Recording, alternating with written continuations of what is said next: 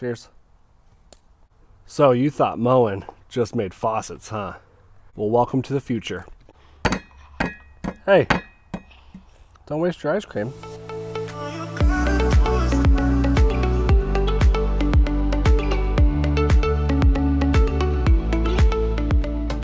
Okay, it's that time of year to turn your irrigation systems on. So here's some tips and tricks how to do it. Also stick around for the end for the futuristic clock that I have just gotten, and it is going to change the way we water our lawns. I'm from the future. So most of the country is warming up, except for Denver. So for some reason, they've still got some snow on the grass. What you're doing right now, and I don't like it. As long as you don't have snow in the yard, it's probably safe to turn your sprinklers on. This is for the people that mainly have in-ground systems. So I'm not talking about you hose chasers, sprinkler runners. What an idiot. So when you go to energize your system for the year, when you go to turn your system on, you want to open it slowly. You don't want to just jam it. You could break something if you do it. Turning it on slowly with a valve open already. That way the air can release, the water can start flowing, and you'll be good to go.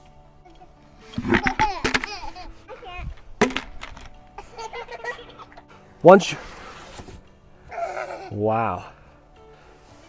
Now I'm just up here by myself. Once you have the first valve running, your first zone running after you turn the water on, you're going to want to go around to each valve box, checking for leaks, checking for maybe something happened during the winter, as well as turn on each zone and go through zone by zone, looking at your sprinklers, making sure they're running right, spraying where they need to be spraying, no broken heads. My mama always said, better safe than sorry.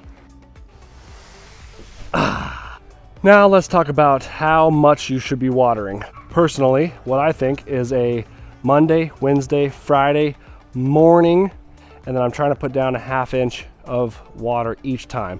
You're going to want 1 inch to 1.5 inches of water on your lawn throughout the 7-day week. That includes your rain. So these are just a couple ways you can measure. Haven't used those in a while. Measure your rainfall or your sprinklers. Run a zone and then see how much water you got when you ran it for X amount of time. A good rule of thumb, stick around that 30 minutes per zone and see what that gets you. Or you can go around with a tuna can right there measured at ½ inch, and you can place these around your yard and then run your sprinkler systems and see if you get a ½ inch of water in those. If you didn't, run them for longer. If you got too much, run them less time. That's kind of a good way of determining how long to run your zones. The main thing you're trying to do when you're watering is get moisture down to that 6 inches deep mark. A healthy lawn root system is about 6 inches, which I'd say that's really deep. That is really deep. That's what she said. Okay, time for the future of clocks. This Moen smart irrigation clock is a game changer because of the features that it has. Yes, there's other smart irrigation clocks out there.